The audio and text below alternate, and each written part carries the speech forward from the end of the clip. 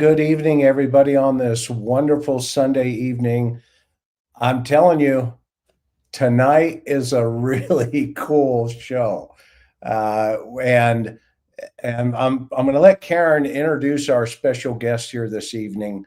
I call him Dr. Dave. He's part of the Cold Case Foundation, and he's also going to have an amazing part of the upcoming book that the foundation's putting out. And Karen and I started talking about, Suzanne Morphew, and of course, the most recent, findings when at the gravesite. And she said, well, why don't we have, an entomologist on, probably one of the world renowned in the world. And I said, good call, good call. So Karen, tell us and you're muted still just for a second. Okay. And tell us what's the game plan for this evening, and thank our mods and everybody. Yeah, well, thank you everybody for being here with us this evening. First, we want to thank our members, our subscribers, and our Patreon members. And of course, we want to give a huge shout out to our amazing mods, Miss Sophia, Teresa M, Maui Girl, Mimi J2, and Laura Waldy. Thank you, ladies, for all the work you do for us. We're so grateful. So tonight we have a very special guest here to the left of me on our screen. This is Dr. Dave Rivers. He is an internationally recognized forensic entomologist, which we find so fascinating. We are in for some learning tonight. And to introduce him, he is a professor of forensic science at Loyola University, Maryland. And he's the co-author of the critically acclaimed textbook, The Science of Forensic Entomology. So it sounds like he really wrote the book on this particular field. He did. Forensic science. Yeah. Dave is also the founding chair of the Department of Forensic Science and graduate director of the Biological Forensics Master's Program. And his PhD is in entomology with a concentration in insect physiology. He was an NIH postdoctoral fellow in cellular and molecular parasitology. So welcome, Dave, to TIR. We cannot wait to hear all your insights and to learn a thing or two about entomology. Yes, welcome, Doctor. Well, thank you. I appreciate the invitation to join you tonight. And everybody, put your seatbelts on, because Dr. Dave is going to take your questions too as we're rolling along here. But so write them down or highlight them, and they'll flag them in here. So Dr. Rivers, Dave, how did you get into bugs? Let's just kick it off right there. How'd you get into bugs? So getting into bugs versus getting into forensic entomology are two separate stories. So I think I was telling Chris and Karen that my parents were very sad about this. They wanted me to be a real doctor, not someone who actually studies insects. But I just became fascinated when I was an undergrad studying biology in Indiana. And I had the chance to actually work with a professor for almost my entire time that I was an undergrad, that we did research on insects. And crazy enough, I mean, I love insects, but we were trying to come up with ways to kill the insects with novel insecticides. And I realized it just became my passion. So didn't go to school with the idea that I was going to study insects, but by the time that I got a little bit into it, I just loved it. Awesome. And you had an experience where you went into a house. Tell everybody about that story and what happened.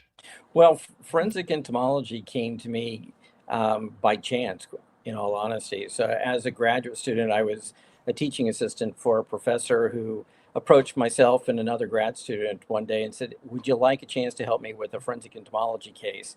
Which, at the time that I was actually studying, there weren't opportunities to do anything with forensic entomology. So I jumped at the chance. It wasn't anything exciting like that we had a homicide or a violent crime, that really gets people really hyped up in forensic science. It was a young couple that had bought a Victorian home in Columbus, Ohio, and their plan was to restore it. And as they got into the work, they started pulling the the ceiling vents out to actually clean out the vents, and it rained flies down on top of them. Oh, And that was not expected. And my. it wound up being thousands of flies.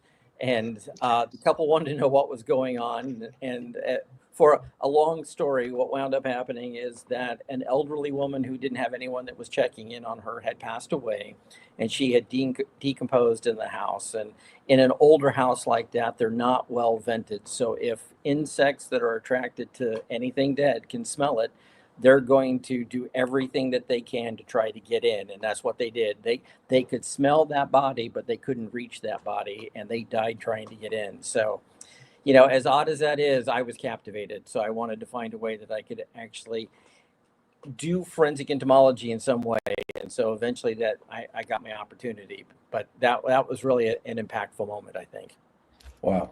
Well, I'll tell you what, I've got my seatbelt on tonight because whenever one of the things that Karen and I like to do is bring in the experts from all around the world. And, fortunately, we have, access to you and others through the Cold Case Foundation. So what we're going to talk about for the audience's sake here, we're going to talk about the Suzanne Morphew situation.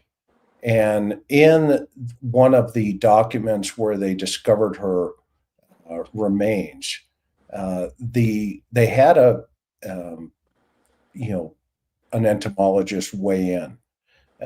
And have you had a chance to read that document by chance that we sent over?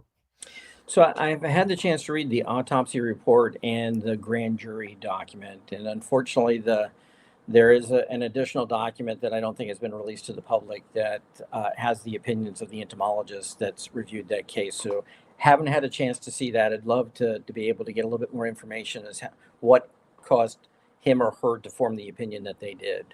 Okay. And so we're going to reverse engineer it based on the opinion that they had, and just kind of, and of course you haven't had a chance, full disclosure, to read what that, how they came to the totality of that information. However, your training and experience, you're a professor, you teach, you're world renowned. So Karen, let's go over just a highlight recap of Suzanne's case to date, and then we're going to learn about entomology this evening. Right. So if you're new to TIR, or if you're not familiar with the Suzanne Morphew murder case, or if you just need to kind of have a refresher like we did, Suzanne Morphew was a 49-year-old mother of 2 daughters. And she was killed in her home in Salida, Colorado, May 12th, 2020. So that was the Saturday before Mother's Day of that year. So it's been over 5 years. At the time, her husband, Barry, we now know, concocted a story that she had gone out for a bike ride early Mother's Day morning and disappeared. And lots of things happened in between. I'm giving a real concise version here of this. So Barry was first arrested a year after Suzanne's disappearance. He was arrested in Salida in connection with her murder. Before the case went to trial in 2022, the prosecutor at the time ended up dismissing the charges against him with prejudice, meaning that the charges could be brought against him at a later date sometime. Fast forward September 2023, Suzanne Morphew's remains were found in a shallow grave approximately 30 to 40 miles from her Salida, Colorado home. And it's a different county. And authorities were actually looking for another deceased person at the time. And anyway, so extensive autopsy testing was done on Suzanne's remains and at the spot where she was buried. So that's really the area that we're going to talk with Dave about tonight. And then just 2 months ago, a little shy of 2 months ago in June of this year, Barry Morphew was arrested for the second time and charged with first-degree murder in her death. So he's behind bars, awaiting the judicial process to go through. And we only have the initial autopsy report, kind of the basic overview report, and the grand jury indictment for her husband, Barry.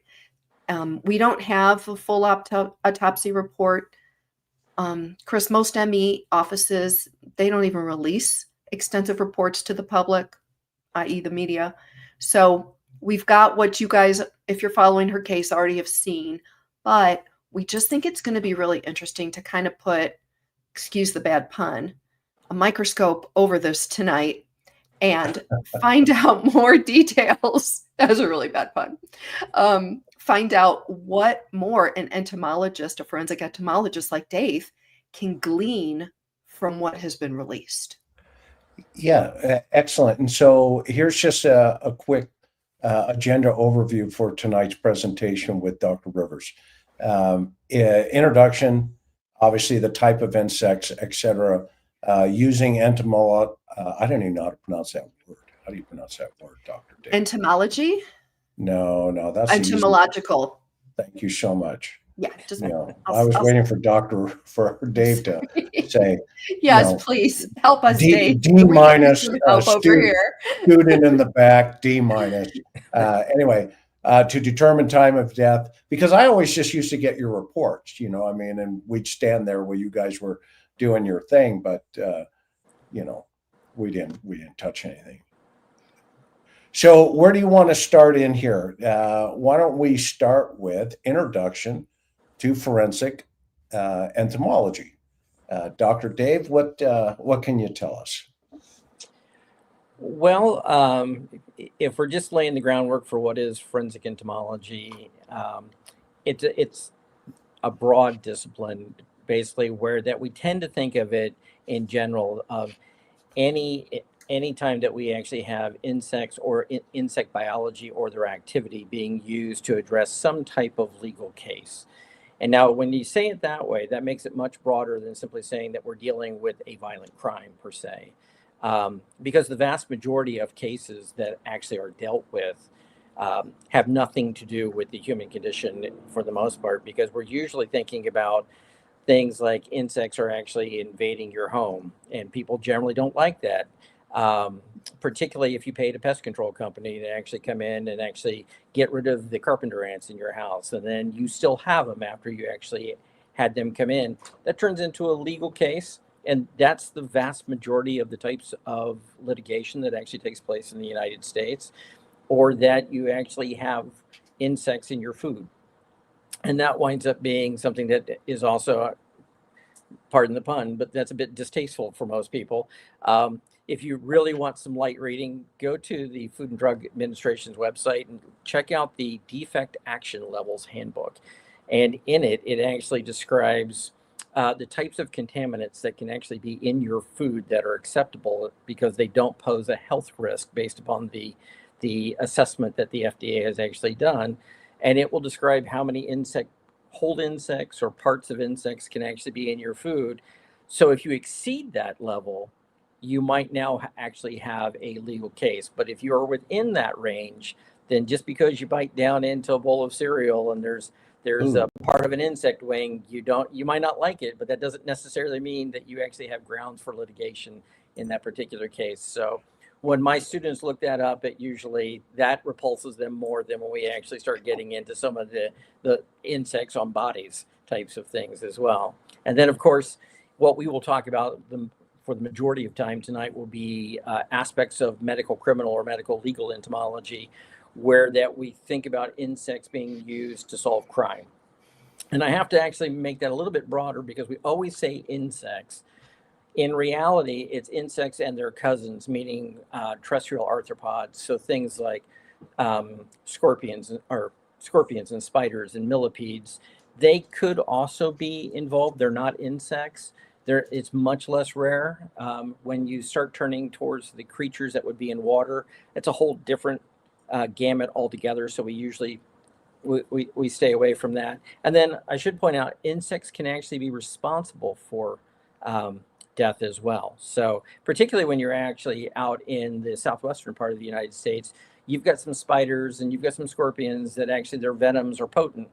And there are times that they are actually the culprit rather than actually being an investigative lead in that particular case. So those are the broad areas of entomology.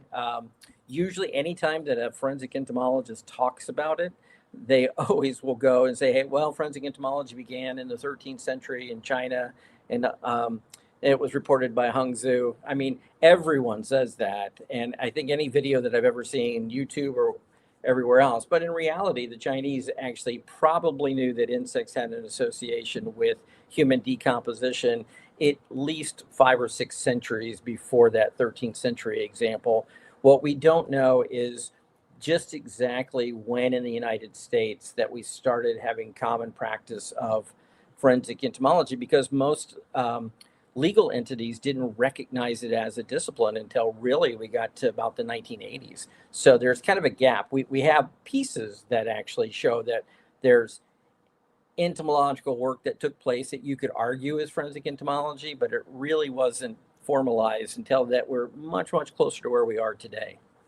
It's fascinating. So, looking at this slide here, it looks like it essentially modern entomology falls into these, one of these three buckets, right? Urban, stored product, and then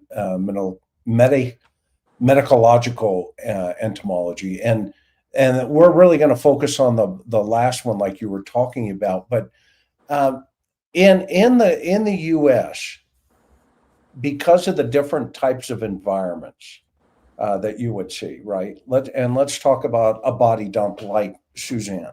What type of environment would you typically start to see the type of insect activity in that Colorado region, just outside of Salida, Colorado, about 32 miles outside of Salida, Colorado? So, I mean, what would be your takeaway based on what you've read so far? So when you're talking typically that a body has been dumped outside, then would you expect that you're going to have insect activity just because it's outside? And the presumption always is that the answer is yes, but it's completely dependent upon the weather conditions that you actually have, and not just the weather conditions, but the seasonal conditions that you actually have. So we normally see about 90% of the insects that are actually attracted to human remains are going to be active when it's warm outside.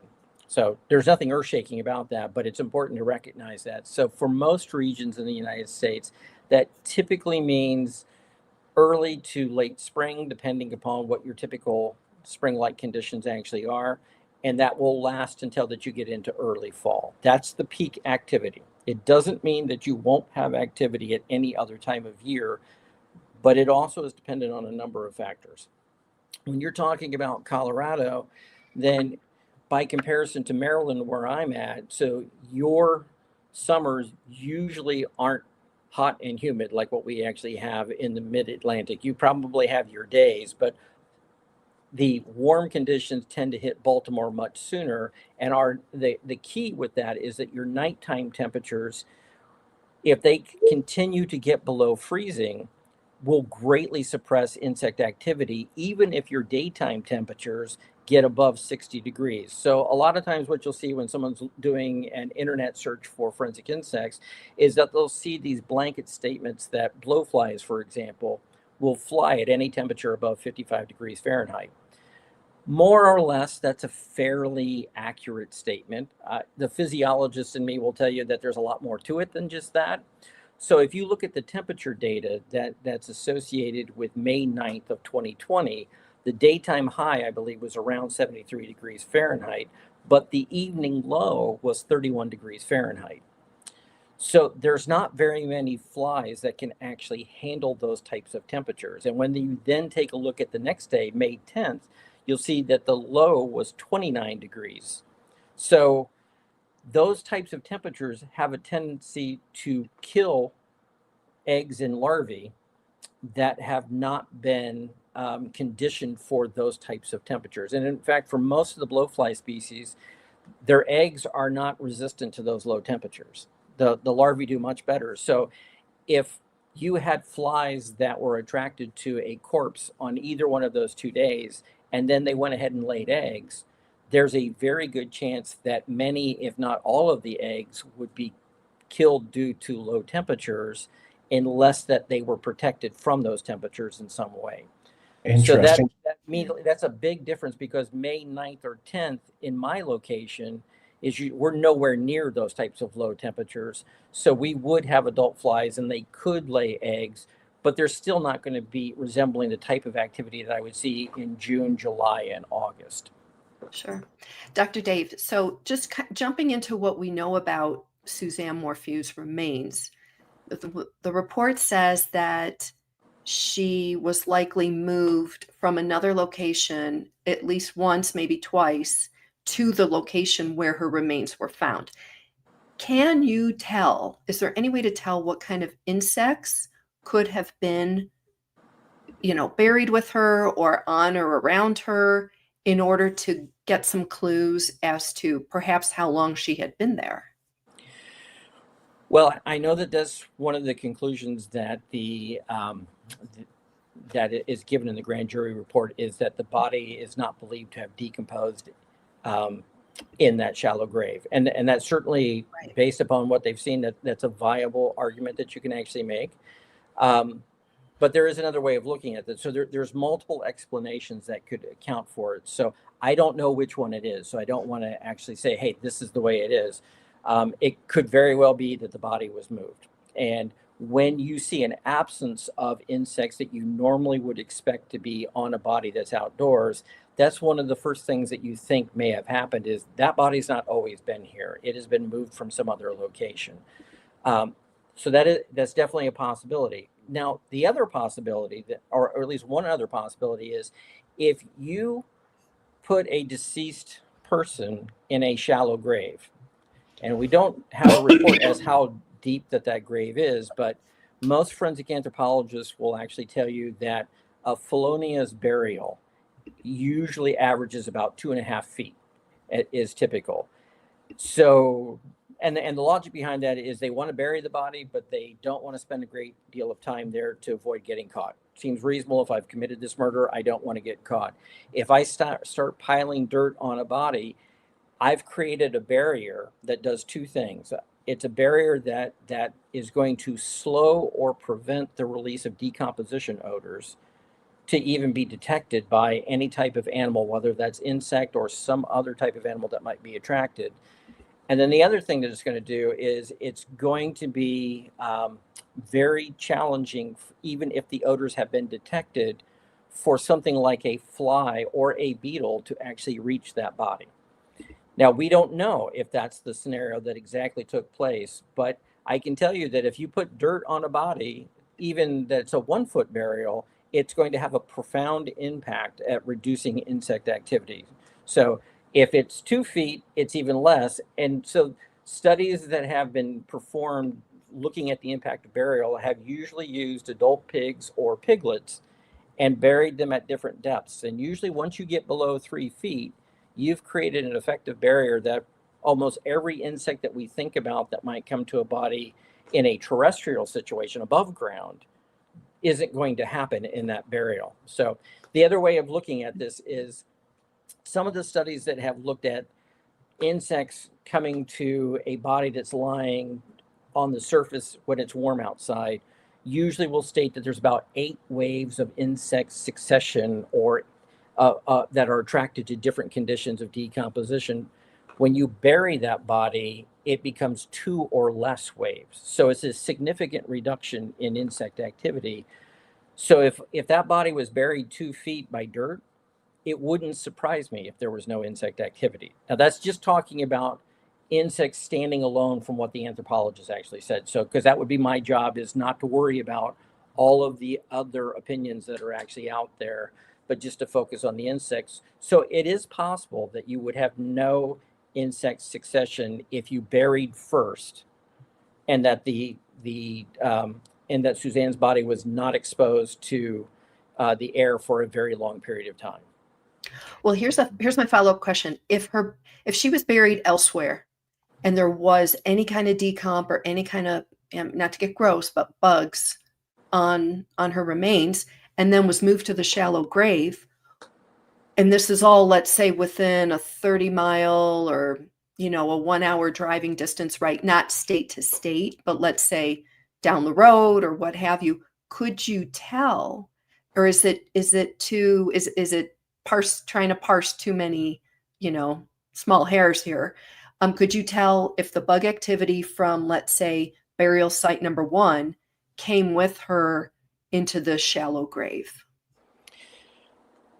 So it's possible. It really depends upon that. What would have to happen is if a body were buried in one location, and let's say that either insects got to the body before burial took place or after the body was buried, if those were unique to a particular region that then were not commonly associated with the second burial site, then you know that you have something suspicious here, because you can tell we would call that based upon the fauna, the type of insect that we actually have.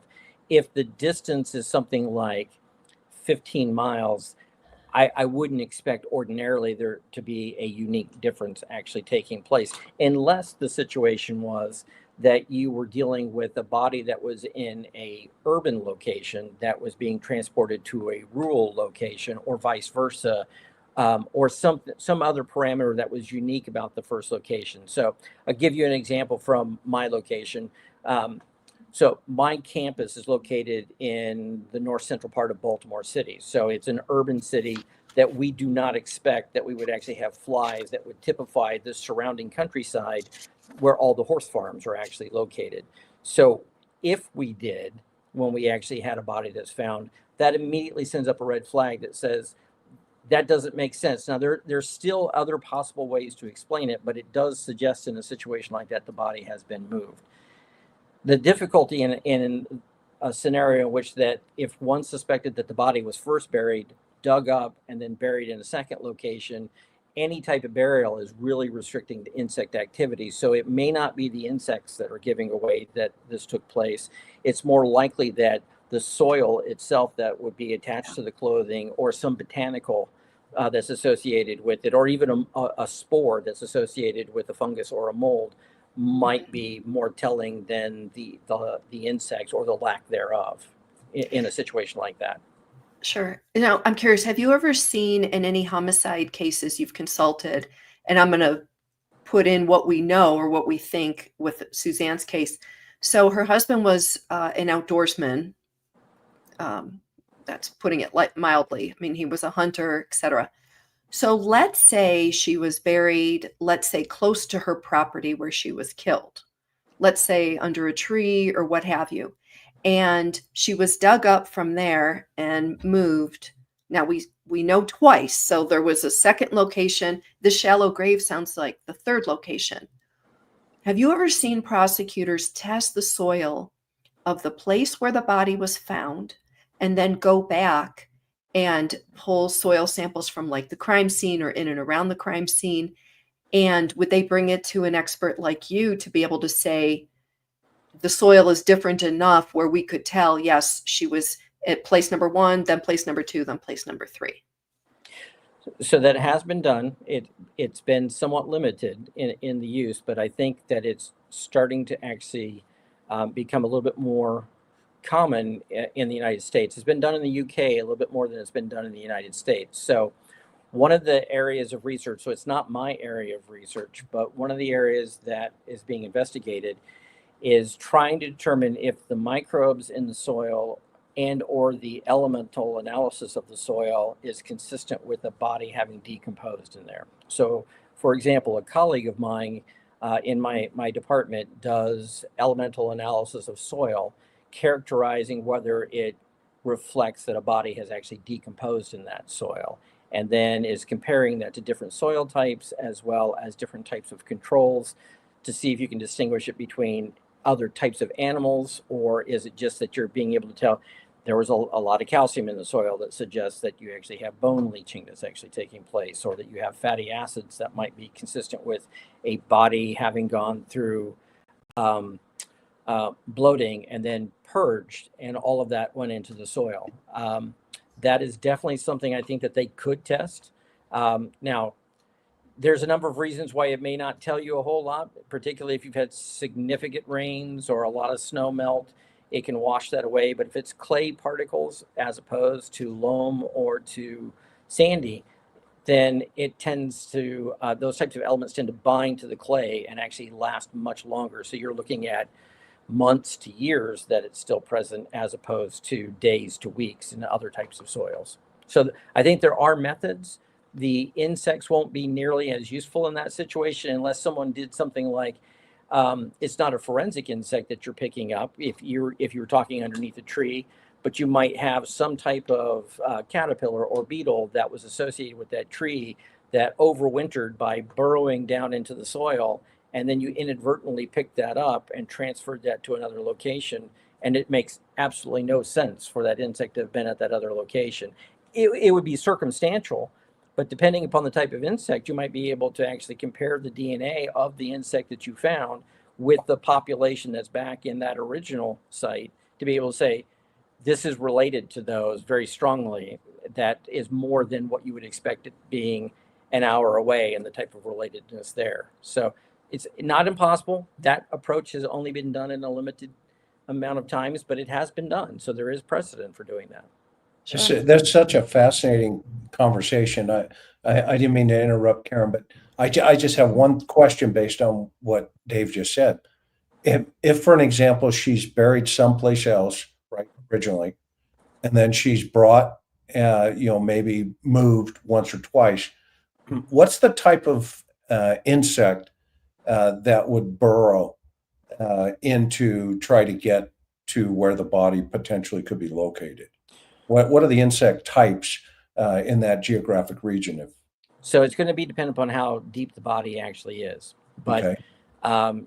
So the typical insect that we tend to expect for a relatively shallow grave winds up being a type of fly that we refer to as scuttle flies or coffin flies or mausoleum flies. It's all the same type of fly.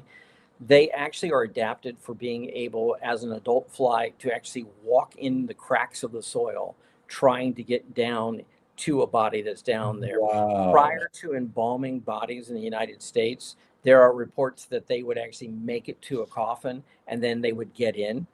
And even though there's very little oxygen on the inside of that coffin, it was enough to have, 5-10 years worth of generations of flies. That there's actually been examples that when people have exhumed a body for unusual reasons, they opened up the top of the coffin and just a cloud of that type of the coffin flies would just come out. So it's possible. Depth is a big factor in that particular case, because you have to be able to detect that there's an odor. There are some beetles that will actually burrow down in that direction as well. The flies are better at it, but the beetles will make an attempt. And then once they get to the body, it's dependent upon, is the body actually thrown in uncovered, or is it actually in something like a plastic bag or a sleeping bag or some other material? Because now you have a barrier that really challenges the fly to be able to get in. Doesn't mean that they won't. It just means that you're going to greatly delay their ability to do it, or some species may not be able to do it as well. So there's a lot of factors that you're looking at. And then the other thing is, if you're deep enough into the soil temperature is cooler than the ambient temperature. So they're moving much more slowly. Typically, when you get about 6 feet under, then it doesn't really matter where you are in the continental United States. The soil temperature is usually between about 54 to 55 degrees Fahrenheit pretty consistently. And so they're a lot more lethargic at that temperature. So it's going to take a while to get in there, but maybe. And if it takes a while to get in at those temperatures, it takes a while for the odors of death to get out as well. Wow. So Karen. now I've got a question. So it's just fascinating to me that flies and insect species can help in forensically figuring out what happened to, or actually, let me ask you that question. with flies and insects, all the ones you're talking about, what hard data can scientists like you pull from? What do those insects tell us about either how the person died, how long they were deceased? What are those different factors that these miraculous insects, these God's creatures, can help with solving homicides? Or maybe not solving them, but providing more clues into homicide. So I would say the number one thing that usually investigators want help with, or a family wants help with, is trying to determine how long the individual's been deceased. Sure. And in general practice, now there are some exceptions here, but in the United States, usually you're coming to the entomologist as a last resort.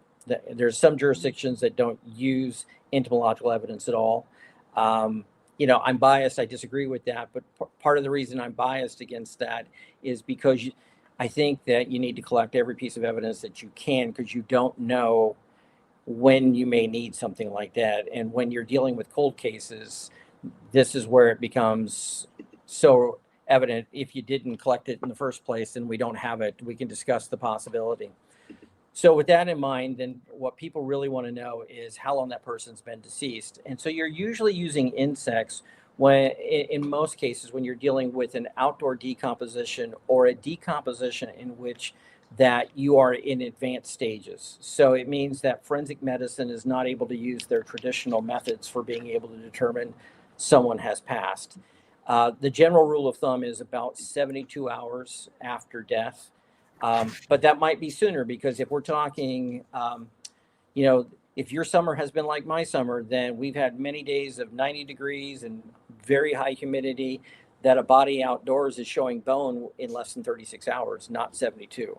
And so what winds up happening is you're trying to use the insects that are developing on the body to be able to get some clues about how long that person may have been deceased. And so those that are feeding on the body are of most benefit. And that usually falls into two categories. It usually means fly larvae and beetle larvae. Fly larvae by far are the most precise, because they're predictable in so many different ways that beetles aren't.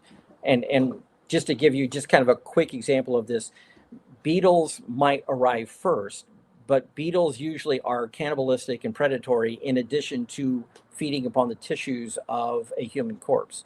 So they'll eat themselves? What's that? Well, they'll eat their friends? On their siblings, because they're in competition. I mean, Wow. Not to get crude, but a corpse is a food island that many different animals want to consume as fast as they possibly can. So there's intense competition for it, and they all are using a different strategy to use it. So they don't care that a homicide just took place. They're there to eat. And so when beetles show up, they're going to eat anything that actually meets a nutritional need. That might be fly larvae, fly eggs, beetles, any other insect that might be there. So the female beetle might lay 50 eggs, and by the time that development's complete, there might be only 4 or 5 that actually successfully completed from a variety of things. In contrast, blowflies don't generally do that. There's a couple of species that are predatory, but for the most part, the vast majority are not. So what winds up happening is that they're feeding essentially exclusively on the soft tissues of the corpse. So their development is totally tied to the corpse. So anything that the corpse experiences at the crime scene, the insect experiences as well. The fly maggot does as well. So if you can relate those events to time, then you can make a predictive statement about how long it took the stage of fly development that you found on the corpse, how long that it took to reach that stage under the conditions that the corpse experienced. So let's talk about that life cycle here. I've got that slide up here. Tell us about what exactly that life cycle is, because I think one of the defenses is going to be, and this is a hypothetical that talking to some lawyers and stuff, is it's going to be somebody else did this, right? But I think this is a fascinating conversation because the grand jury heard evidence that she potentially could have been moved multiple times based on experts like yourself. And so I think there's going to be a psychological side of this as well, where they're going to say, well, why would somebody else redig her up and remove, keep moving her, et cetera? So what would be, if she was buried first, like you mentioned earlier, how does that impact the life cycle of the blowfly?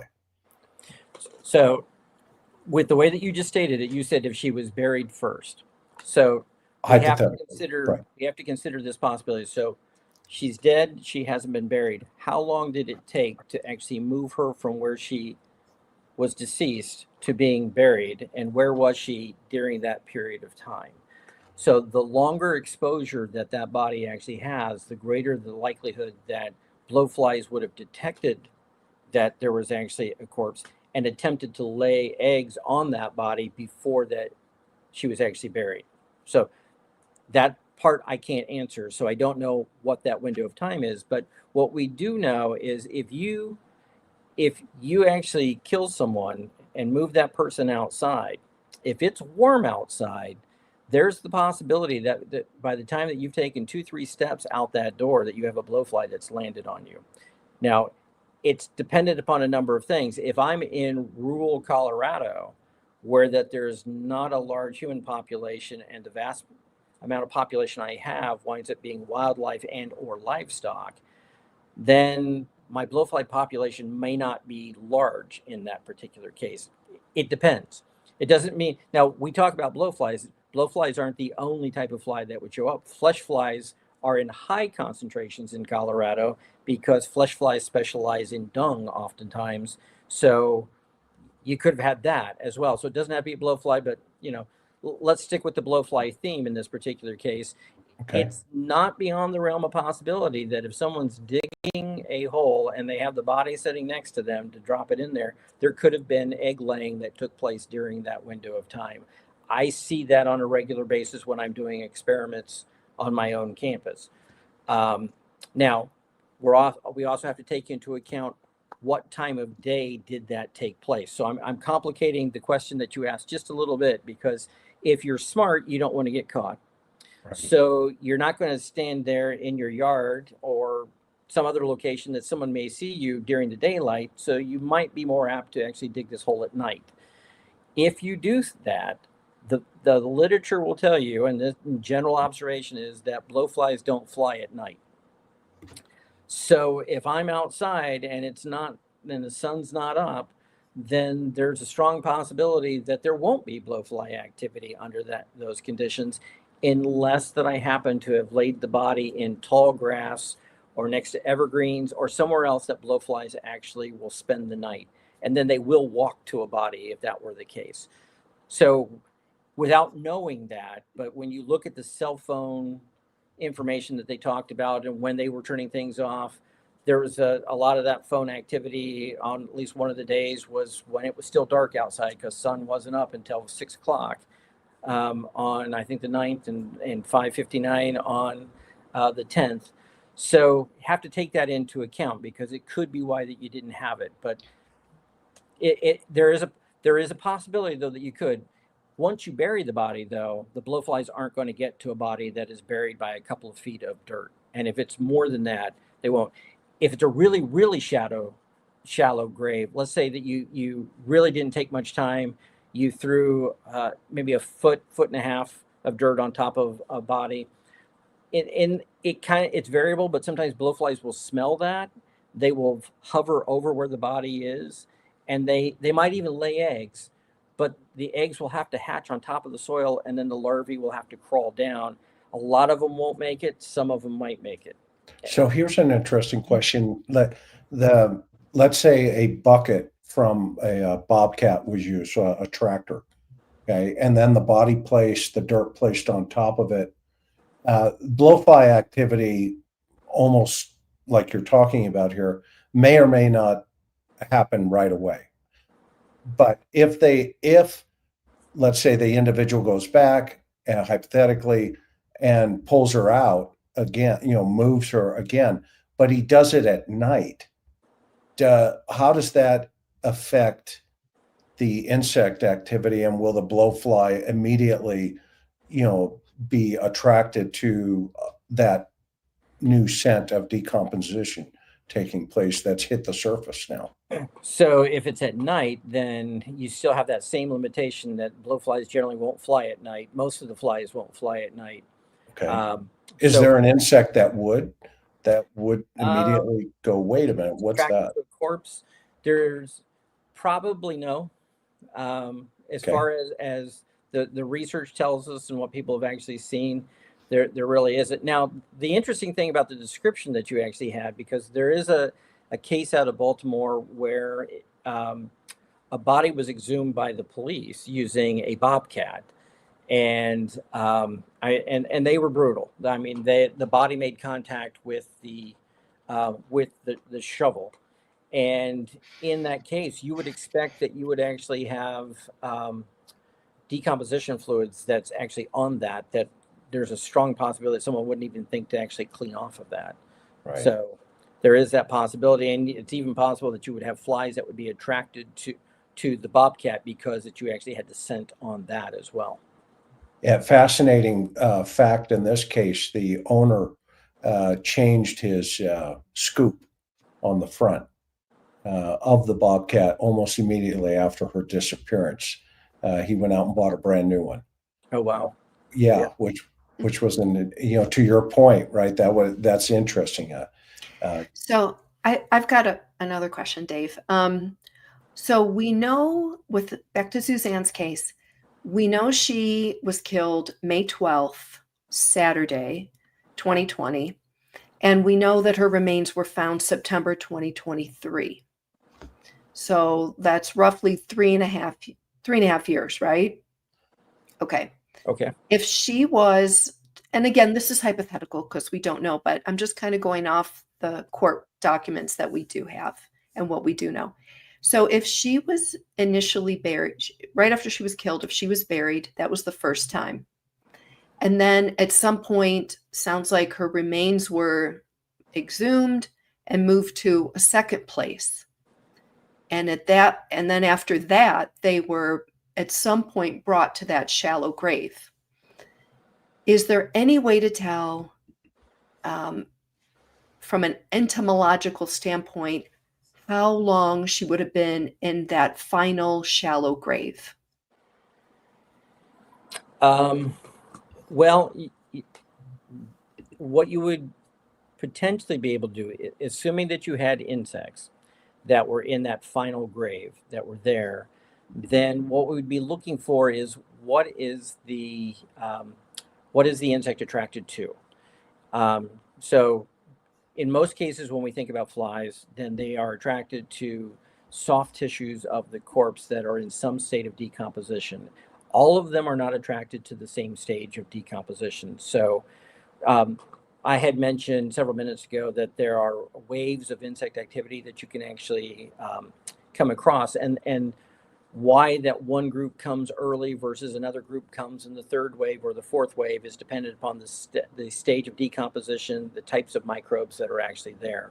So if there were insects that were actually in that final grave that were consistent with a particular stage of decomposition, then we would at least be able to say that when the body arrived, it probably was in minimally this stage of decomposition, maybe the post-bloat stage, or maybe only attracted at the point where that you actually had the body when it's starting to dry out. So most of the tissue fluids there, it gets a very cheesy kind of smell from butyric acid being released. And so there are some flies that are more interested in that.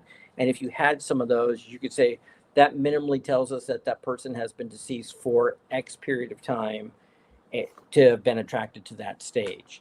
So there does seem to be that they have some insects that were collected from that final site, according to what the grand jury report says. It's just that we don't know what they actually collected. So it theoretically is possible that you might be able to, unless that those insects just wound up being random to that particular site in general, and then we don't know.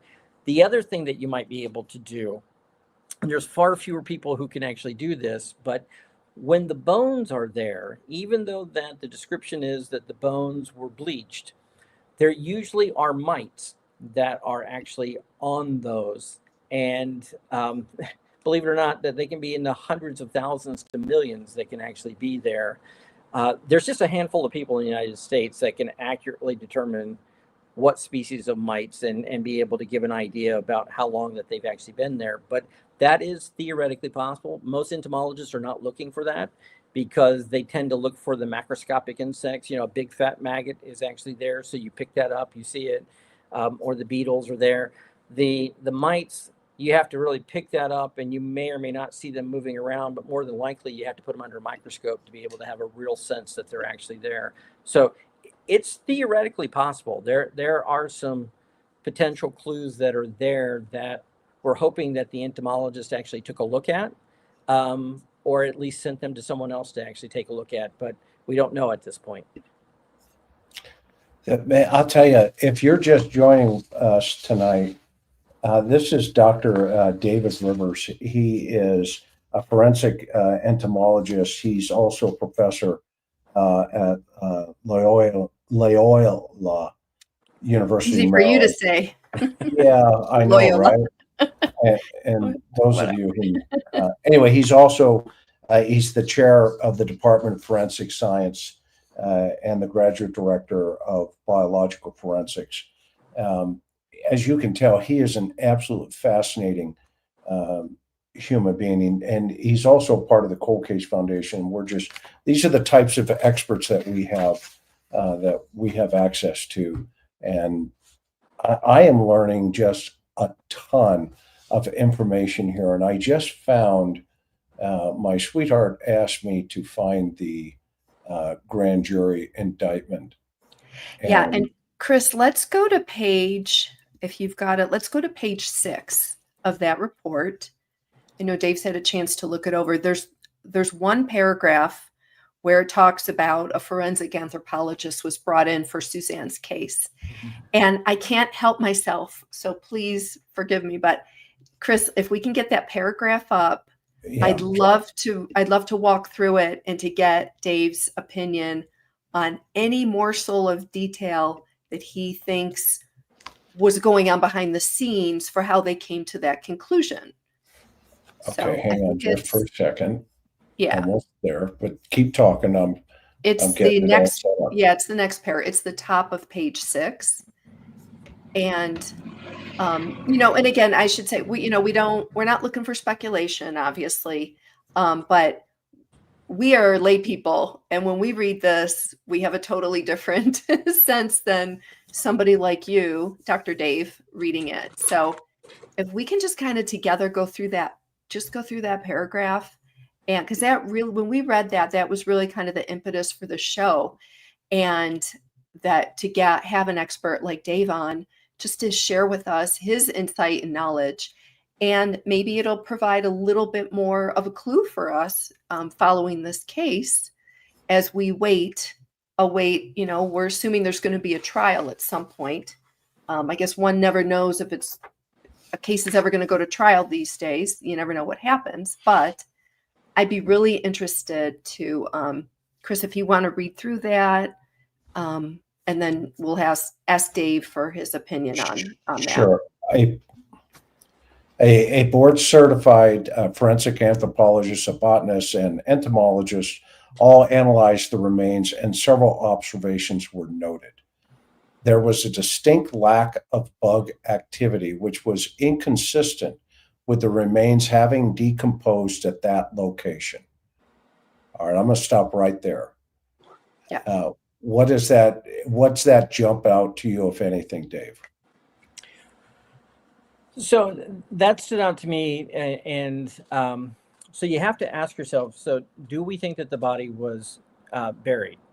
Because if we do, then there is no guarantee that there's going to be much insect activity at all. If the body was not buried or was only partially buried for a significant period of time, then I would say I would expect a lot more insects. Now, there's also, though, you have to take into account season. And so at the beginning of May, if we assumed, because so I didn't know that there's the possibility that the body had been moved 3 times, but if I was assuming that this was the primary location and that her body was placed there not long after that she went missing, then I would not have expected a lot of insect activity, but some insect activity because of the temperatures and because you're still at the beginning of spring. So I think to some extent, what winds up getting missed a lot when people look at these types of things, and this is not a criticism by any means of the forensic entomologist, because this person probably has information that I'm just not privy to, but many of the insects overwinter, or they spend the duration of the really bad parts of winter when it's cold and there's a lot of snow, by being in hibernation. Not all of them do, but most of the forensic flies that we think about that are going to be active June, July, August, September are not really that active, where that you would have hundreds and hundreds of adult flies actually showing up at that period of time, because they are in a genetic program that requires that you have to have the right seasonal cues that tell them it's time to break out, and now we'll have a lot. So the first week of May is not what you're expecting in Colorado to be, where that there's a peak of activity. You're expecting that the first week of May would be more typical as you are going further down in latitude in the United States. So as I'm getting down into warmer states that don't have a true winter, then end of April, May begins where you start seeing a lot of those insects becoming active.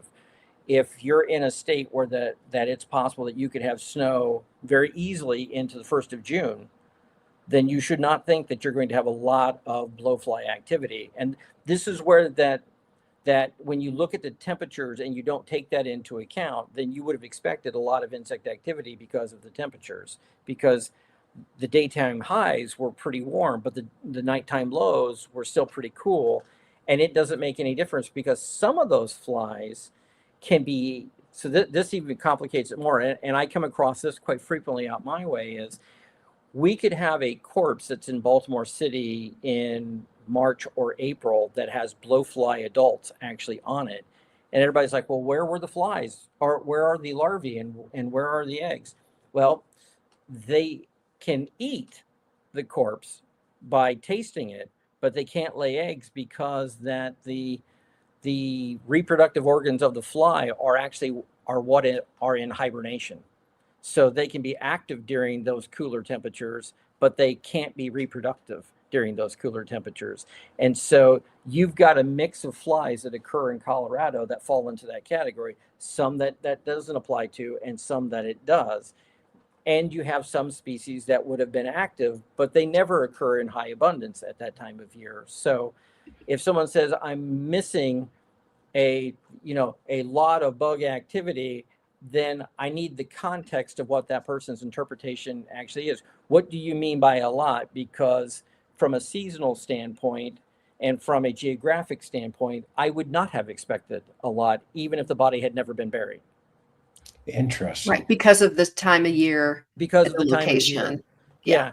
And Okay. it really makes a big difference. And a lot of times, whenever you're at a seasonal transition point, so you're coming out of winter into spring, or you're going from fall into winter, becomes the most complicated times to try to be able to analyze entomological data, because if you don't have strong baseline data that says this is what these flies do during that period of time, and we know it from a lot of sampling and a lot of testing, and maybe even from a lot of cases, and we hope you don't have a lot of cases, but that's usually how that we know it, then we're predicting this based upon just from what we think the flies do during their regular active periods. And that's the thing. I would not have expected a lot of insect activity in that situation. And if the body had been buried right from the very beginning, I would have expected next to no insect activity.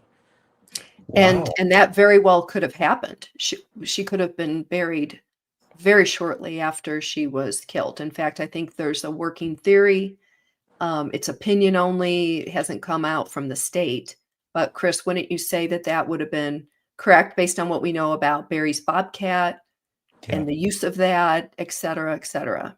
And that's why, and I think this is why this piece of the indictment is fascinating. And Dave, is gonna, he's making this come alive up here. It's like, okay, I understand, the temperatures now. I mean, thinking about this.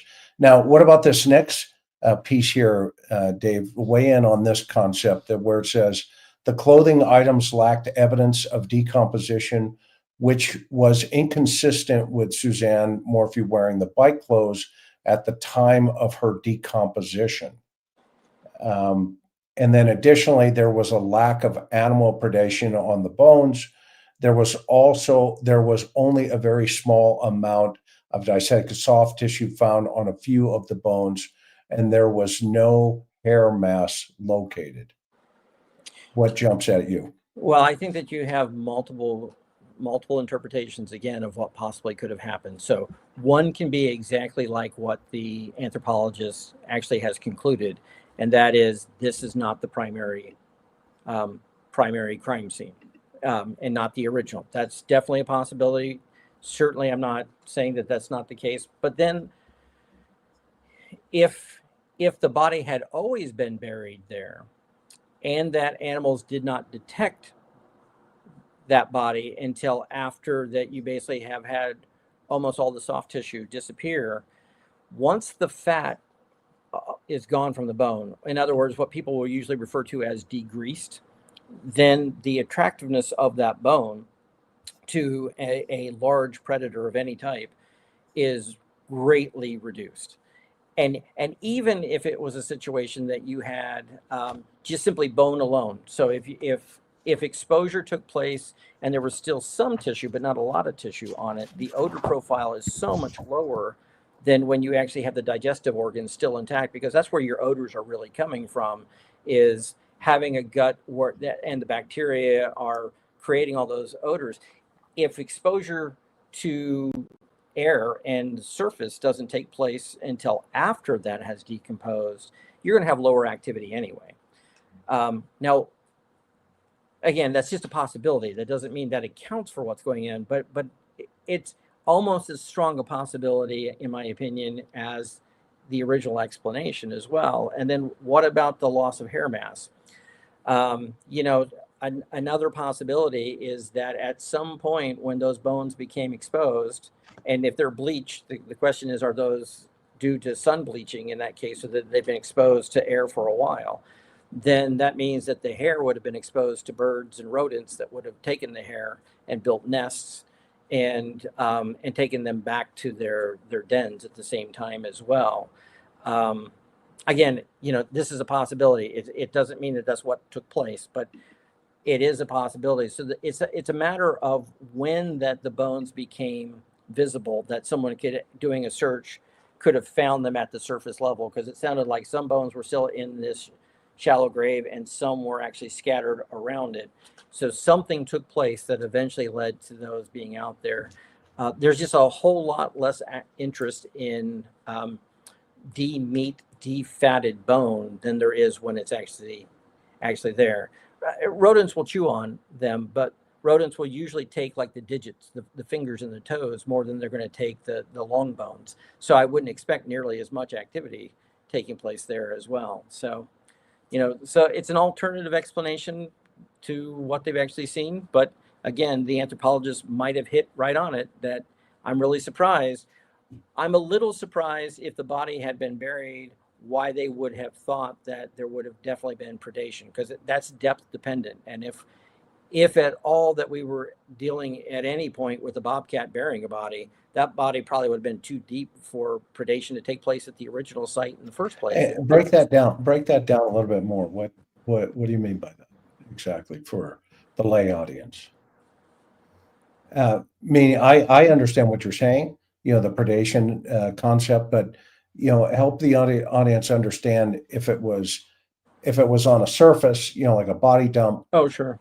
Yeah. So what we routinely see is if a body is above ground and it's fully available to any type of scavenger, whether that winds up being an insect or whether that winds up being a coyote or a raccoon or whatever it's going to be.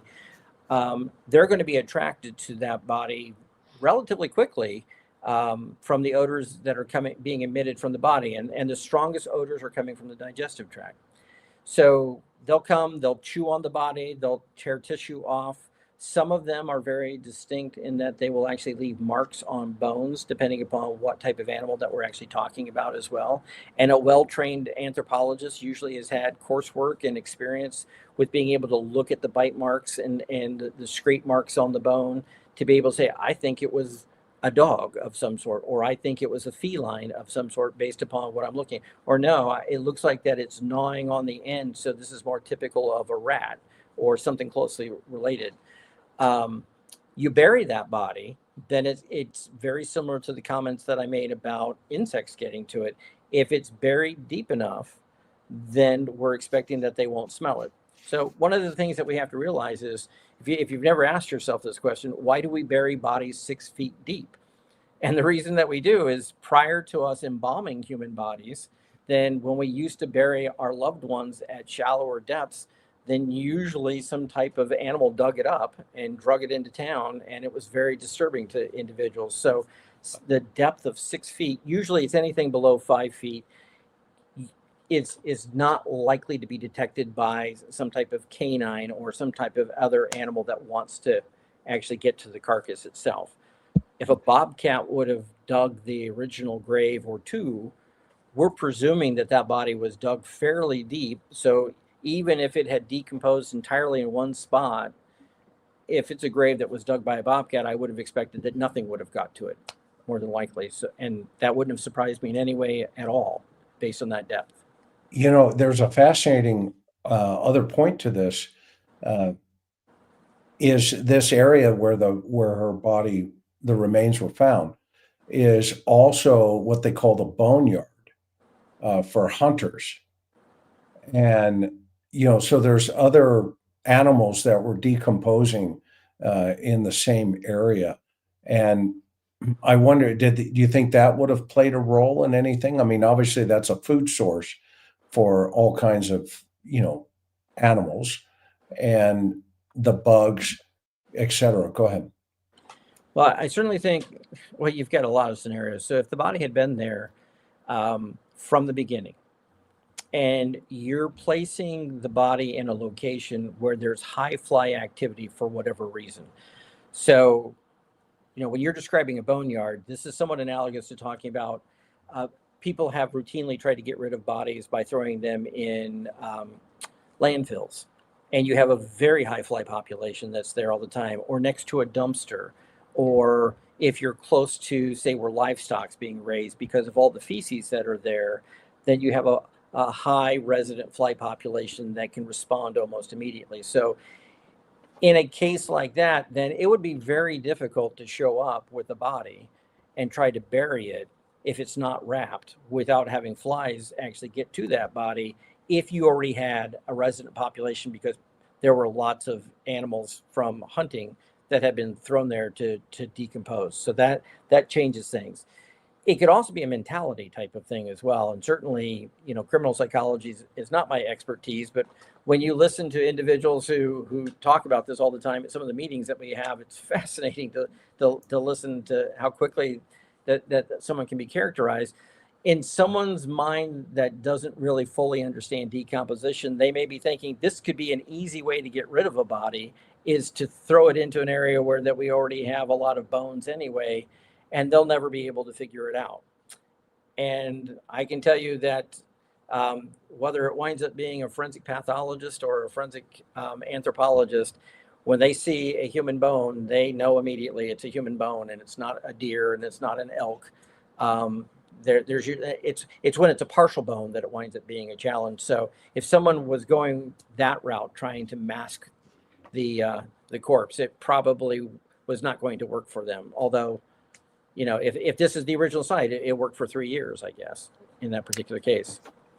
Yeah, I'd like to go back to the bleached. I want to talk about the bleached bones for a minute. And Chris, could you scroll back up and show us the paragraph preceding the one we're looking at? It says, for people who can't see, it says on September 22nd, 2023, human remains were found in and around a shallow clandestine grave in, I always say this name wrong. I think it's Sawachi County, Colorado. Okay, so this is Suzanne's We're remains. even. We're even. No. I'm so bad at that. So my apologies. If you live in that county, you just heard me slaughter the name. Okay. So her remains were found a few hundred feet down a dirt road off Highway 17. The location was less than an hour south of the Morphew residence by main highways. Okay, so here we go. The remains were determined to be Suzanne. The majority of her bones were recovered. Many of the bones were significantly bleached. So, Doc Dave, tell us, would they, like in my brain, I would think, oh, she must have been laying out exposed to the sun for days, weeks, months in order to have the bleached bones. It doesn't sound like I have that correct. So can you kind of explain first how how remains become bleached? So you're getting into territory that I can talk about because I teach it, but not because I'm an expert. So I just want to clarify on that. Well, there's two things in that statement there that I think are significant. And both probably factored into why that the anthropologist believes the body hasn't been there the entire time. So one is that they found most of the bones. So that suggests then that you did not have disarticulation, meaning the body pulled apart, which is typically what would happen when dogs and foxes and wolves actually find a body, because what they're going to do is they're going to pull the limbs off as usually the first place they go, or they go for the neck, and they show burial behavior. And so when they get to a body, they usually will cause quite a disarray in the body parts. So you would expect that there would be major bones that wouldn't be there if that they had actually had significant time with that body. So saying that they didn't find all the bones could be explained by probably it's the smaller bones of the hands and the feet, which would be consistent with rodents. Usually they'll go for that, and they'll steal those bones, and they go and they gnaw on those, and they're probably very close by because they usually don't go very far. So I could see them making the argument, because that we have most of the bone here, then that body couldn't have been here with all of the tissue still on it and still be intact like this, where that it's all mostly here. The idea of bleach bone usually means that we're talking that it looks white. So if a body has been spending a significant period of time in soil, depending on the soil type usually, but what you're expecting is the bone will be brown. And oftentimes, particularly when you're talking years, you're expecting that bone to look more like a stick than it's going to look like kind of the classic appearance that we think of say, a Halloween skeleton that has that white appearance that we actually take a look. So it does suggest that those bones have been exposed to the sun for at least a period of time. It also suggests that maybe that body wasn't buried for very long at all. So in any of the locations, but we're not positive. Now, the only other way to be able to say, well, how could it not be if it was buried in 3 different locations, if the body had been wrapped in something so that the soil didn't make contact with the bone? Otherwise, we would have expected that we would have had soil contamination of the bone all over the surface. Even when it's exposed to the sun, you would still expect that it would be dried soil that would actually be on it. And so it would be interesting to get clarification of what they mean in this report. Are you really talking bleached bone here that's relatively clean, or are you talking that it had significant dirt on it at the same time that would be consistent with it having been buried? And we don't know from the verbiage, but it definitely suggests that there was sun exposure that had taken place. Do you think that the bleaching of the bones took place at that location in the shallow grave or someplace else, based on what you're reading?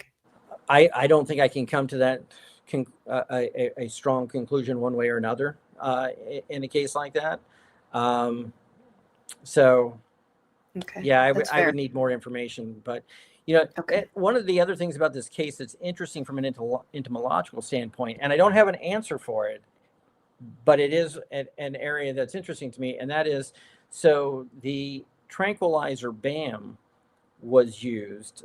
It's not designed for people. It's designed for wildlife in that particular case. So this is an important feature because if you go back to, if you're old like me, and you go back to these on Saturday mornings when cartoons came on, they always used to have these figures that trying to talk about diets, and they say you are what you eat. Well, that applies to the maggots that are feeding on the corpse. So if the maggots feed upon human tissue and those tissues contain any type of chemical compound, whether it winds up being a prescription medication, illicit drug, a poison, a toxin, there's potentially going to be an effect on insect development. In some cases, and what we see is that the chemical agent might kill the insect so that you don't have any insect activity, and that's because that the larvae started to feed on the tissue and it was toxic to them and it killed them.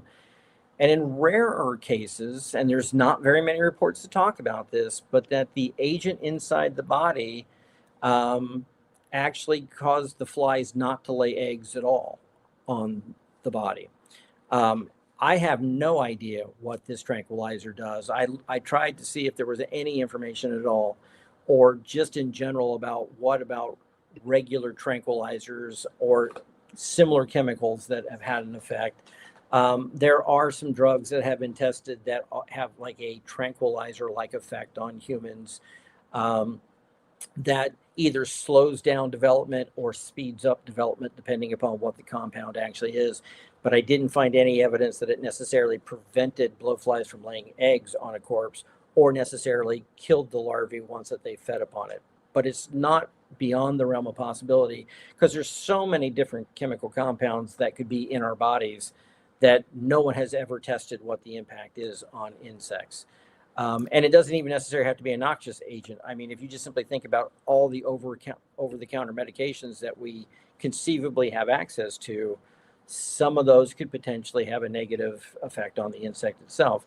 So that's all part of like the forensic entomotoxicology discipline, and there's a lot that could be done in that case. And someone in the chat actually also mentioned chemotherapy. So there have been 2 different case reports that I've come across that chemotherapy compounds kill fly maggots that actually have fed upon them, depending upon what the agent actually was. So there is a possibility that a combination of these chemical compounds may have contributed to the lack of insect activity, and we don't know in that case. And in some cases, it's very difficult to actually design an experiment that you could even test it, because if you think about it, you can't just go and cover the outside of a dead animal with the chemical. And the only way that you can truly get the same effect is that the animal really has to have the same agent circulating in its tissues with the same metabolites, and then it dies, and then you actually expose it to flies. But there's an ethical problem there, because nobody's going to give you permission to make a pig a junkie so that you can actually do a forensic entomology research project. So we have a knowledge gap in some of these areas. So I won't say that it's not a possibility, but I don't know.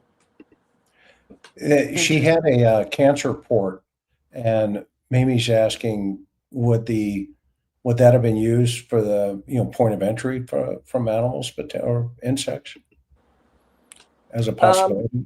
So when you're dead, if you have body fluids that actually exude or ooze through that port, and I know that's a crude statement and visual, but I mean, that's what happens in some cases. Yes, they would try to use that, because in general, when a fly actually finds a corpse, assuming that the person is clothed and they're above ground, they usually go for a natural body opening to lay their eggs. So eyes, ears, nose, and mouth. The head region is usually the first choice for most species.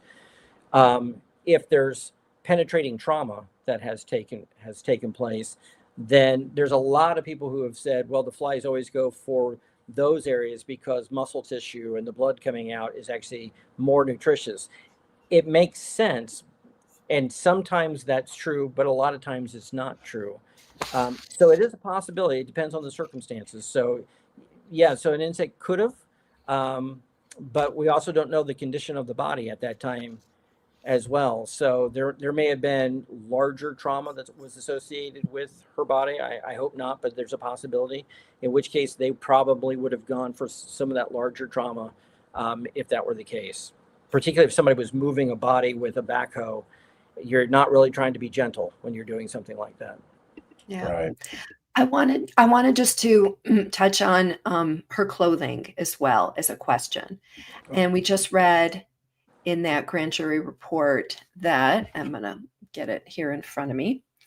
It said that the clothing items lacked evidence of decomposition, which was inconsistent with Suzanne wearing bike clothes at the time her body decomposed. So we don't want to assume anything, but does that sound like to you, if bike clothes were found in the shallow grave and we know her body was moved twice before, then can we say with any kind of certainty she was most likely not wearing the bike clothes, that perhaps they were tossed in the shallow grave to continue that narrative? We know by the husband that she was supposedly out on a bike ride when she disappeared. Yeah, a body, no matter where it's actually located, if you're going through the typical process of decomposition, so after the bloat stage and the body starts to purge the gas in the body fluids, it's going to saturate the clothing. It's saturating it during that period of time. So if someone's wearing that clothing, it is going to be saturated at that point, and that wouldn't make any difference whether the body had been moved several times. If the clothing had been on that individual the entire time, you're expecting that body fluids most definitely would have been on it. So it's difficult to imagine a scenario that she was wearing that clothing and that she doesn't have any decomposition fluid that's actually on that clothing at all. I can't think of a scenario that would do that. I would be fascinated if somebody says, "Oh, I can think of a case, and yeah, that was this one." So it would seem like that it was being used for staging to try to give the impression that yes, she had been out on a bike. See, here's the clothing.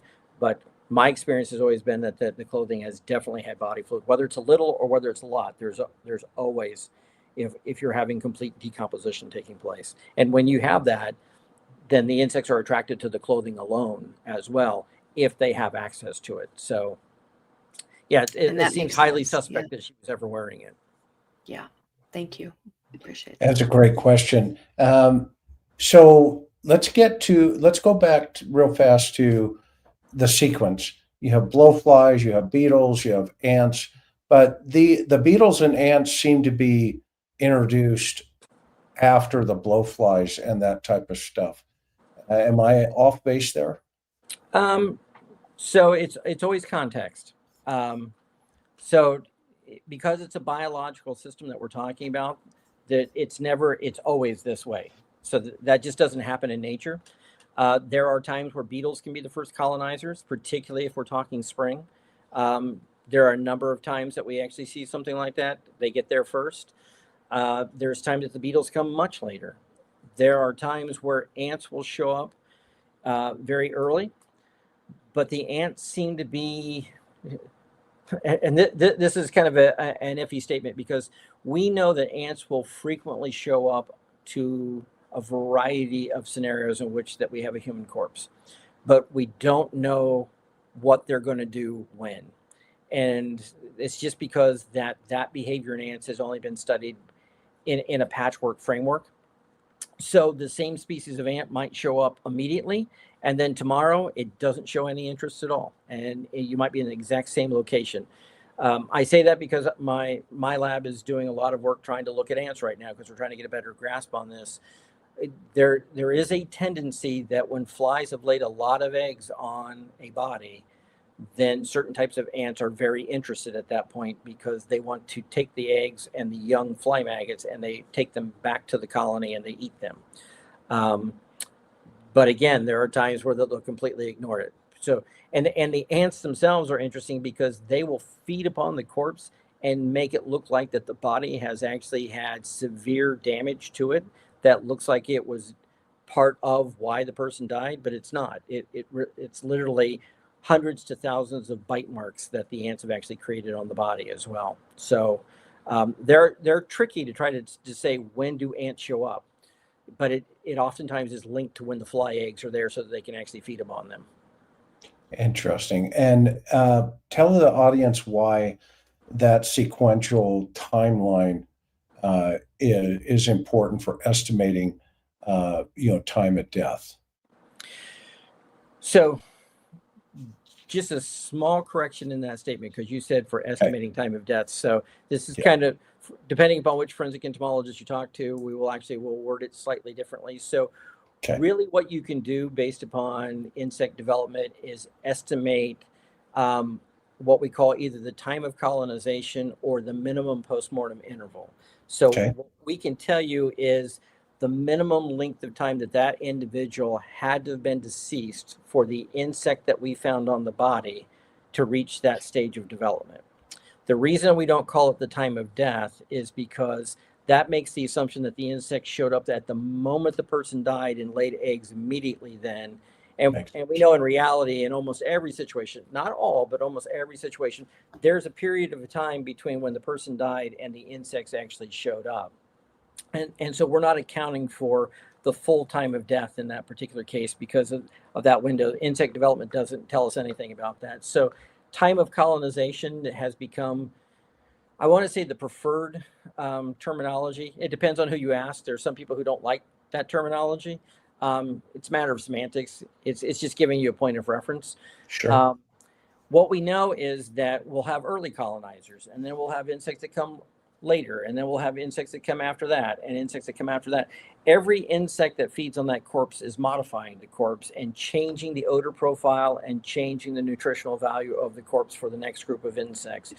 So as we have an idea of who shows up when, then we can account for the whole time frame of decomposition from when the insects actually showed up until when we actually discovered that body itself. And so knowing when ants come, knowing when beetles come, knowing when flies come, all factor into understanding who shows up when during the decomposition process. That is a fascinating concept because what you mentioned there, the odor profile. I mean, are there different insects that, as the body starts to decompose, that they go, oh, that's my time, and they'll show up? Or how does this sequence, this dance, progress? Well, you kind of said it in the right way, Chris, is that yes, so that the odors that are coming off are kind of now all of a sudden are detected by an insect that then turns them into trying to find that body. So they weren't really paying attention before, unless that they were really close. And so it starts to draw them in. Part of this goes back to the fact that I made a comment a while ago that there's intense competition to use a corpse as a food source. So if you all show up at the same time, the competition is so intense, there's going to be a lot of losers and only some winners. If I specialize into actually feeding at different times on the corpse, then I maximize my opportunity as an insect to be able to get some food and then to be able to reproduce at the same time. So they've partitioned their usage of the corpse so that everybody can use a portion of it. So if you think about it, if a bunch of fly maggots are actually feeding very early on, they're not just eating on the corpse, they're also releasing all their waste products. So it eventually gets to the point that the waste products are high enough that they themselves can't tolerate that anymore. And so they need to develop very quickly and get away. So what happens is when the fly larvae are done, the thing that always happens is they crawl away. They crawl off the body, and then they continue their development after they've done that. But that then now becomes nutritionally favorable to some other group of insects, that those insects actually made it that way. And they also added bacteria and some other things going on as well. So it's about competition and sharing the resource, or finding a way to actually get your little bit from the resource by not coming at exactly the same time. It's fascinating. It's remember The Bug's Life from Disney, right?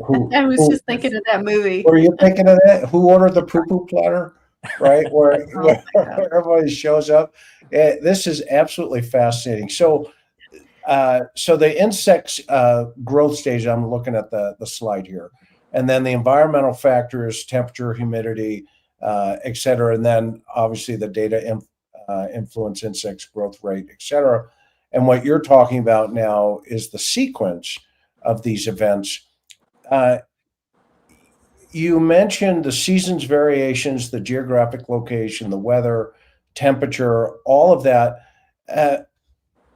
Is how do you analyze that once you collect bugs off of the grave site and the bugs? What did the entomologist who gave an opinion or brief opinion, right? We don't have the whole context of what they may or may not have found, but walk the audience through how the collection process, and then what do you do with it once you have the bug in the the dish, for lack of a better term. So once you've collected it, you're doing two things. So you've divided your samples between those that you preserved. So the preserved evidence or the preserved samples, that is your physical evidence from the crime scene. So if what I found were a lot of fly maggots on a corpse, then that's the physical evidence. I need to preserve that so that it doesn't change until it gets presented in court. And so for a chain of custody. Yeah, for your chain of custody. And that's a challenge because let's say that, because you showed a picture of a beetle for the life cycle, and the beetle itself is easy to preserve. So what I wind up doing in that particular case is I throw it into a preservative like ethyl alcohol. And if it's the right percentage, usually we're using, so that's a dermestid beetle that you're actually showing there. So very common to that dermestid beetles with its larvae on the left-hand side. Very, very common for them to actually be on dried remains. They love it because the protein is concentrated, because a lot of the moisture from the tissue is actually gone. You can just simply throw them into ethyl alcohol, usually about 80%. And as long as that they never dry out and you keep the alcohol there, you basically are going to have that evidence preserved indefinitely till the end of time if you want to. You just have to make sure that you still have it in alcohol. And that's all I have to do. Or if I want, I can actually take the adults, and I don't even have to throw them in alcohol. I can put an insect pin through the body so that I can keep it in a box, and it makes it easier for manipulating it under a microscope to see all the features of the beetle, so I can figure out what type of beetle that it actually is. But fly maggots are a different story, because if I think about what flies feed upon, so usually a corpse starts out being, I say it's analogous to being a dry island, that by the time that hundreds to thousands of maggots have actually come together and are feeding upon an area on a corpse, they liquefy the tissue. And their body is immersed in this liquid that is just filled with chemicals that are just unmentionable and you don't even want to think about. Well, if I take them out of that, clean them off, and throw them into alcohol, then that does not stop their digestive enzymes from continuing to work.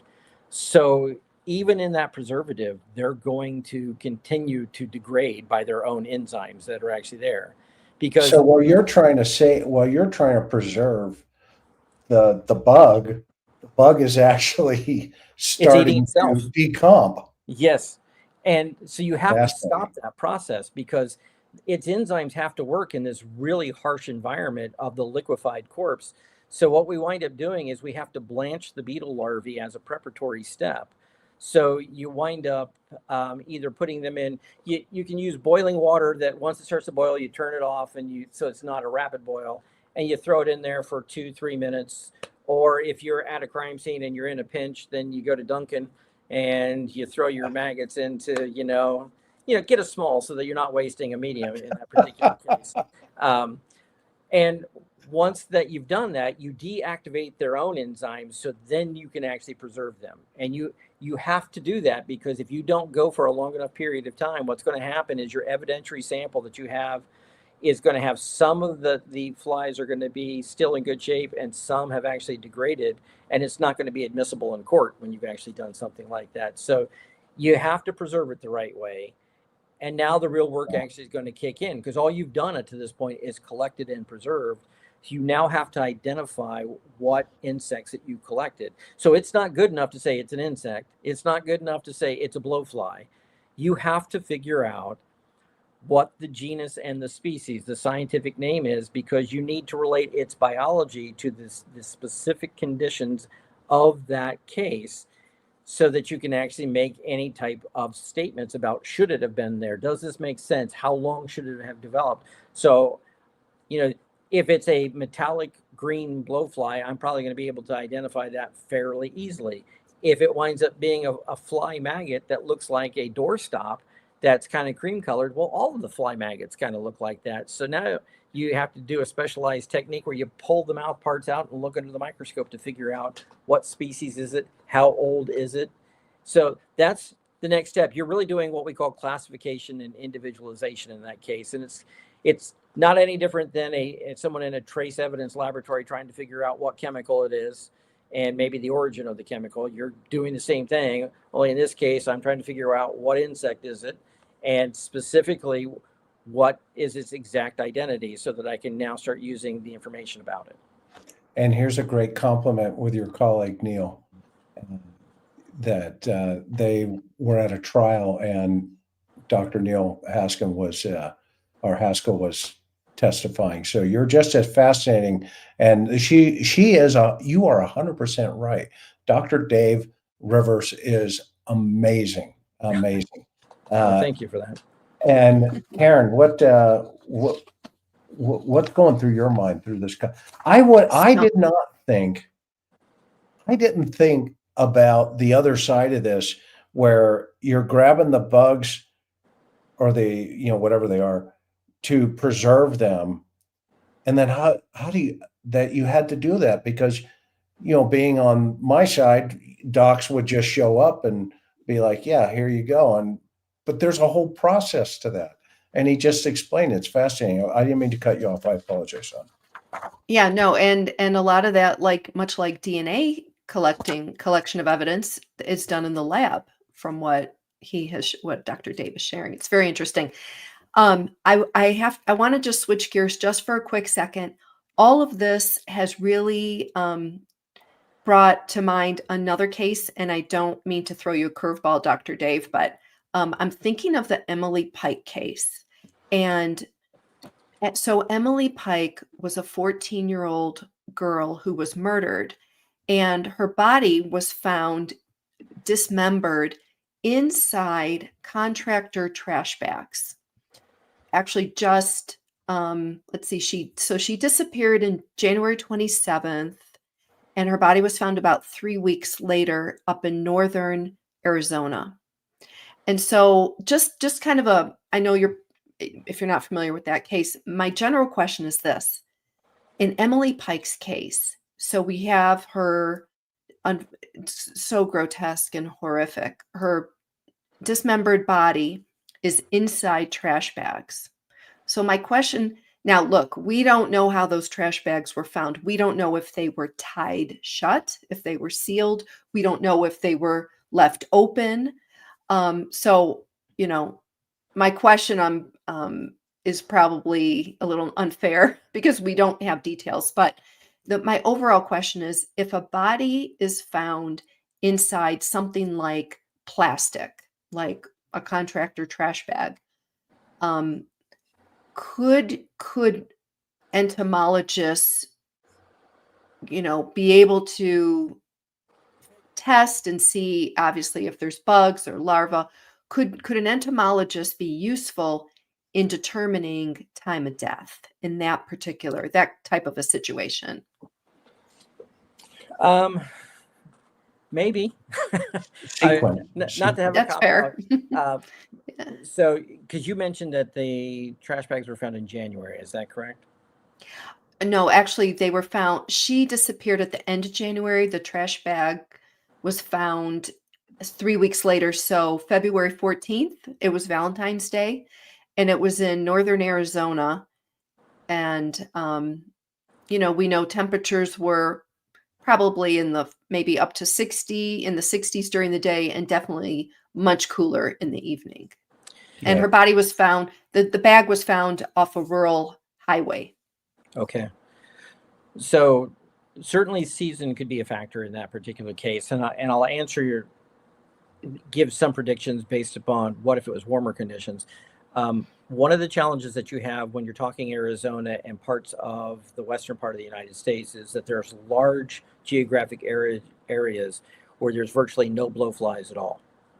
So when you're in very arid conditions, the blowfly populations are almost non-existent.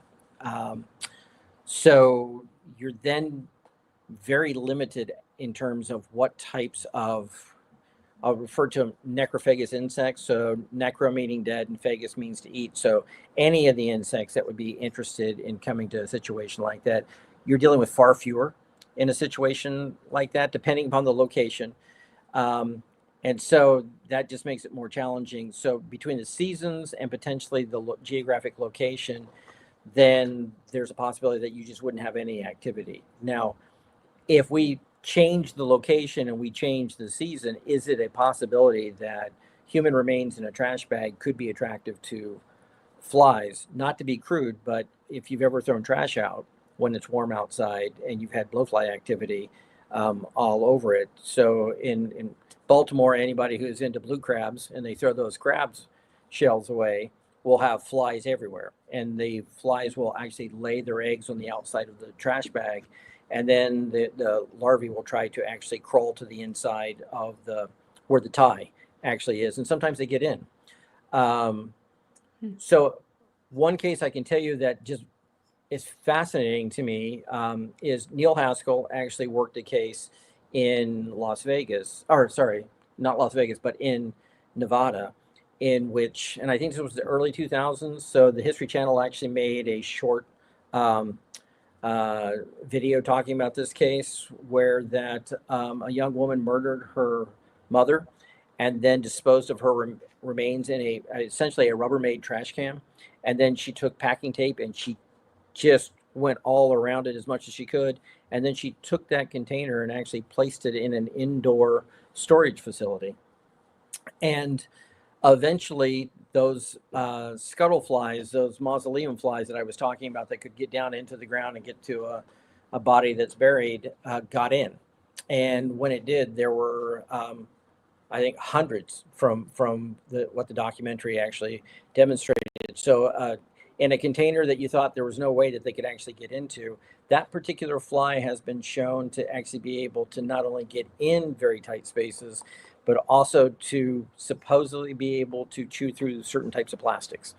So it would not be a blowfly in that particular case, but there is the possibility that one of these other types of flies might. So it depends on season and the length of exposure as well. So that would not be something that you would expect would take place in just a couple of days. But if somebody, dismembered an individual and then threw them out in a location thinking that nobody will ever find it, the flies, there's a very good chance that they will. Would you be one to get a phone call from a medical examiner, a forensic pathologist saying, hey, we're doing an autopsy. We seem to, we have the bag, we have the body, hypothetically, of course, right? We want to test for bug activity? Is that something that MEs typically do, or would it have to be kind of an unusual situation? Well, it kind of depends on the jurisdiction as well. So what you will find is that a lot of the medical examiners do not use entomological evidence, or that what they do is they rely on a identification expert. Usually in the past, it used to be a forensic anthropologist who was actually on staff or consulted with a pathologist's office. So if you study anthropology, you always cover the insects, and in some places the anthropologist tries to do the forensic entomology work as well. And in Maryland, that was the situation that we had for years. Now, the anthropologist was a friend of mine, who was also trained in insects. It usually was all done in-house. And but the insect evidence really never factored into the case, other than just to simply say this is what was actually on there, and that was about it. Because my state is one that generally law enforcement and the ME's office does not use entomological evidence, and we're more apt to actually have cases that would be associated with veterinary forensics and animal abuse and animal cruelty cases in that case, because you're usually talking in those situations where that the animal has actually, when it's been discovered, has decomposed for a long period of time. So it's the insect evidence is your best bet in that particular case, because you're not going to determine the time of death by any other mechanism. So it really depends on where you're at in the country as to whether that they're going to ask for that type of help for those cases.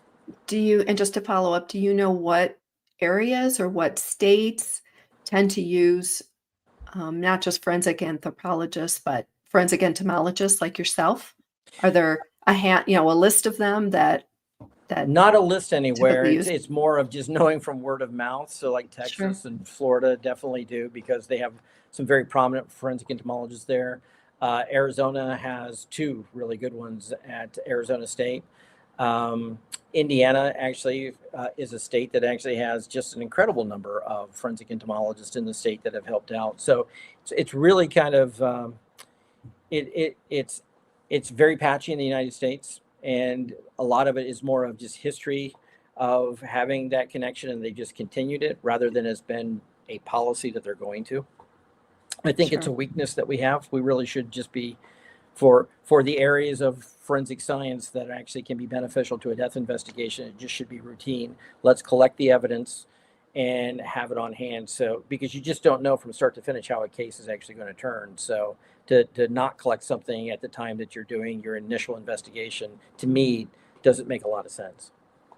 And I think Chris would say he's shared so much over the 300 plus homicides that he has been involved with in his career that you collect everything I and even had him, ask to have it all collected. Yeah. I had him collect a air filter one time out of a truck from a body dump. And when I got the suspect, we sent it off to the lab, and they came back with the variances of pollens, et cetera. And of course, the suspect denied, I wasn't even anywhere near that, yada, yada. And, I'm holding the report up going, well, I don't know, we got a problem here we have to overcome. So let's get there. But anyway, so that leads me to the next point here, just real fast, the legal challenges that you just talked about, variances in relationship to jurisdictions, who's going to bring it in. If you're out there, folks, as we're out here, just send Dr. Rivers, send this video everywhere so that more agencies do take advantage of experts like him. I mean,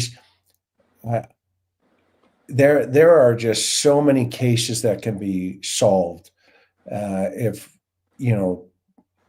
I'm just going to say it, if homicide detectives put their ego aside and realize they don't have the answer sometimes, but guys like this do. I mean, I just love this idea of always willing to say, you know what, I don't know the answer. And, I took hits recently, Dave, where I found a glove at a homicide scene in Idaho. And all I did was point it out. And, that thing took a life of itself, right? Because, it was put into evidence, and there's a lot of theories and a lot of stuff that went around it. But I was also, did you know Dr. Roger Hegler from, he was in San Francisco, up in the Bay Area, Roger Hegler, he's a forensic anthropologist. And anyway, we were at a body dig one time, and I'm standing over the hole, and the guy next to me, Roger's in the hole doing a whole archaeological dig, and he holds up a bone and he goes, Chris, do you know what this is? And, I learned from my partner when I first got into homicide, just shut your mouth. Don't answer, and just the docs know. But anyway, he says, do you know what this is? And I said, no. And I looked over, and he turns to the guy next to me, another officer, and he goes, how about you? What do you think? And he goes, oh, well, that, and he gave him an answer, which was the wrong thing to do. Okay. Because he stopped in mid-sentence. He goes, wrong. He goes, it's a dog bone, right? And I was like, well, there you go, Sherlock, that, and you guys you've spent your whole life doing this. And I can't tell you how many times I'm going to watch this program again, because you threw so much at us tonight, but it was so sequential. You really are a great instructor, and your students are very, very lucky to have you standing at the front guiding the conversation. So I just think it's just amazing. So environmental variabilities, we've talked about that. Insect activity interruption, we talked about that. And then misidentification risk. I don't think we've talked about that for a legal potential error or problem. What exactly does that mean? Well, I don't know that that's an area that is necessarily a high risk, but it is always a possibility that that someone misidentifies the insect that they're actually associating with the decomposing corpse. In which case, if you don't have the right insect, then that means all your subsequent analysis after that is going to be incorrect as well. Will it be wildly off? Maybe not. I mean, if it's a very closely related species, then you might get lucky and your analysis is the same, but you're basing your calculation of the time of colonization and the postmortem interval based upon saying it's this genus and species. So therefore, I'm using a body of data that was actually generated for that particular fly. And if you have that wrong, then you're going to have those estimations wrong. And if someone's then using that information to say, hey, this person's alibi doesn't hold up, or they have an alibi for that period of time, you've got a problem. So there's been a lot of individuals who have been trying to create techniques for being able to identify flies that kind of take the human error component out of that. And so we're at the point now that there are groups around the world that are trying to use machine learning and AI to be able to do that. There are individuals that have tried to make it so that you can tell from chemical analysis. So you're swabbing basically the skin of the insect, and you're running that through a gas chromatograph, and it's giving you a percent likelihood that it's this species based upon the library that they've collected. And then there are people who've already created molecular biology tools so that if I've got the DNA from the fly, then in theory, I can determine what species it is. There's mixed reactions to that, I have to be honest, because entomology is a discipline that actually is still kind of one foot is in old school, where it's a person who's actually sitting under a microscope trying to look at the physical characteristics to identify the fly, who do not want to be replaced by these new technologies, or they have found that there's been some errors there. And you've got other folks that they're firmly planted in the modern world saying, everything should be where that we take the element of human error out, and if we can have a machine tell us, fantastic. So that's probably the biggest risk that actually could happen, is misidentification. Now, that said, there are very few blowflies in the grand scheme of things that exist in the United States that are associated with human remains. And all of those blowflies don't occur in the same region. So the Mississippi River is your big dividing point. So, we've got about 30 some in the east, and you've got about 30 some in the west, just with blowflies. And if you know what time of year they're there, then you're probably in a short order going to be able to identify them fairly quickly. But there have been problems. There are case examples where there's been misidentification. So there's a reason why people are trying to fix this problem. Fascinating. Well, this has been such a fascinating discussion. We can't thank you enough, Dr. Dave. Would you be willing to come back on our show in the future and talk about other cases that we cover? I mean, if you want me to, I'd be happy to. I mean, I've really enjoyed this, but Yeah, people generally find entomologists to be very strange. So I don't know if your viewership wants, we can do it. Our audience just loves to dig into cases. And I think, at least for I'm just speaking for myself, it's kind of a simpleton takeaway from this, but I love the fact that, flies, insects, blowflies, everything we've learned tonight. I mean, God's creatures, um, it's like God always leaves a witness, these are kind of God's helpers when we have especially decomposed body cases or whatever. And it's fascinating that scientists like you have dedicated your life and your career to Yes. this. And our true crime sleuths here, they love this. This is like, it kind of opens up our minds to like, wow, there's a whole different set of questions that we can now ask law enforcement. Hopefully we get answers of when we have these cases. So many homicides go unsolved, as you well know. And I just love the fact that these tiny, amazing creatures that can gross us out, but some people love, they help they leave clues, and smart people like you can help decipher that for answers. So I just love that aspect Yeah, of this. it's fascinating. And now I'm going to pay attention if I ever cross over into Mississippi, onto the other side. I'm going to watch the flies snuff to find out like what the heck, over. But we do have a couple of questions, and then we're gonna let you get off to, probably you're 3 hours ahead of us. So we apologize for keeping you for 2 hours, but this has been a fascinating program. And Allison asks, now do we have the same insects here in the U.S. as there is in places like Europe or Asia or any other continent? So same types of insects actually exist in all of those regions, but the exact species are going to be different in most cases. Now, there are some common ones that pretty much we have found wherever that you look, except for like the Arctic poles.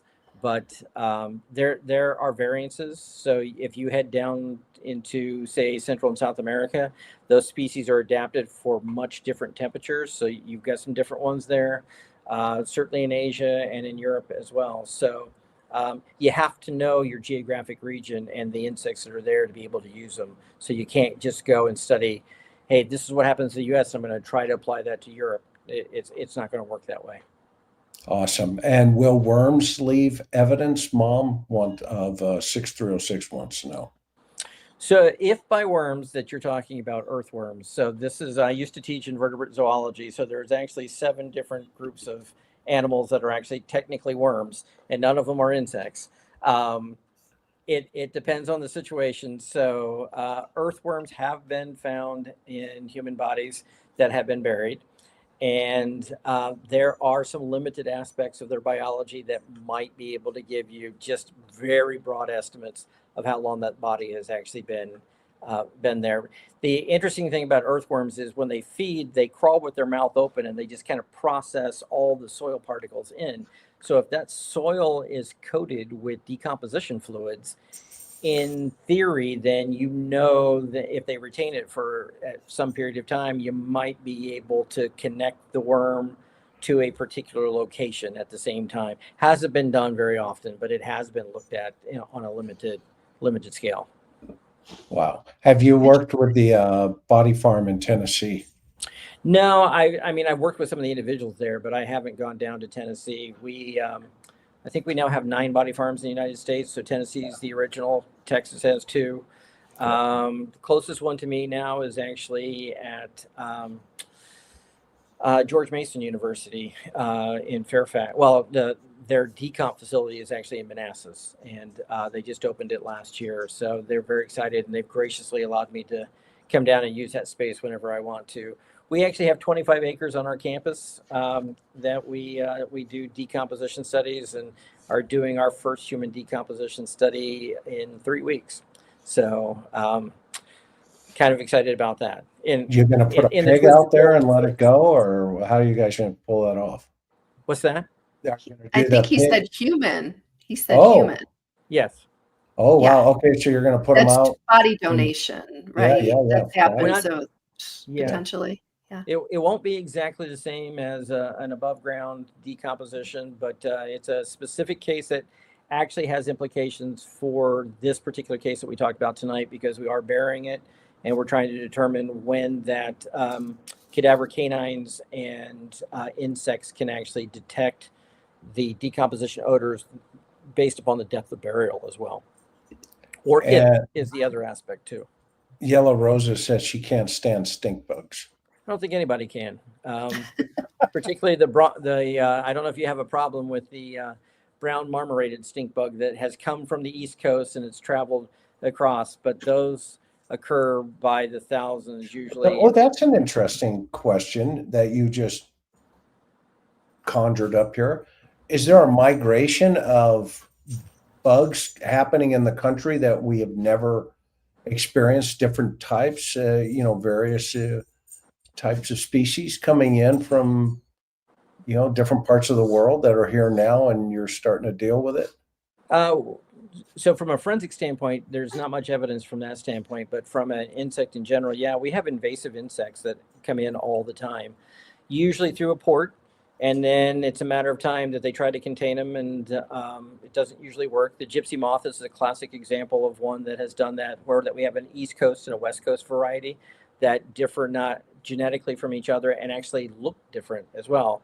And the brown marmorated stink bug is one of those. The spotted lanternfly is probably the latest one that that we're dealing with, that travels, that has been hitching rides on vehicles and is pretty well established in a lot of places, but that came in through the East Coast as well. You're fascinating. I absolutely love you, man. This is good stuff. And Dr. Dave is he's going to have a whole chapter in the new book coming out that the Cold Case Foundation is going to come out, and it's just some fascinating read, as you can tell. Yeah. And we've got his bio in the description below. If you click on it, you can read more about the program and what he teaches, and you can go as deep as you want and educate yourself on this fascinating subject. Yeah, it's been fascinating, Dr. Rivers. We are so grateful for your time this evening, and we really appreciate you coming in and sharing with us this evening. Thank you very much. Oh, thank you for letting me come and chat with you. I really appreciate getting to spend time with you both and with the audience as well. And you're coming back, so we appreciate you. All right, thank you. Karen, wow. Yep. I'm still soaking it all in. Oh my gosh. A lot of information. So fascinating. I love him. He's amazing. What an amazing mind. I mean, just the guys like him, guys like me need guys like that, because they really do make it all come together. And maybe there'll be some justice for Suzanne and many others like her because of the dedication that Dr. Rivers has, and guys like him. So anyway, aloha, everybody. Thank you so much for being with us this evening. What a fascinating conversation. We will see you on the next one. We're off to Hawaii.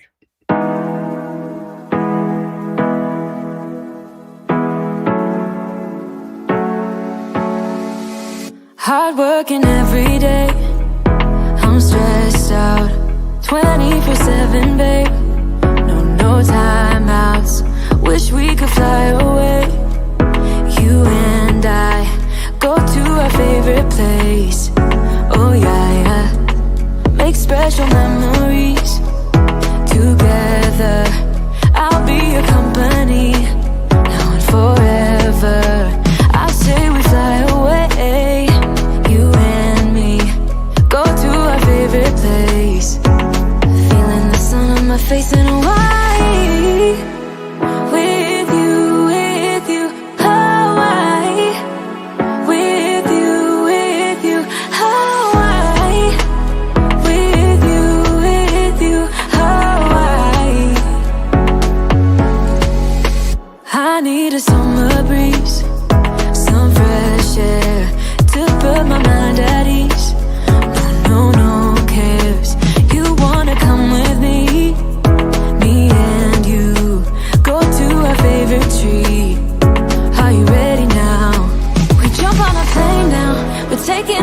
away. Yeah, we're taking away. Don't hesitate now. We're taking away.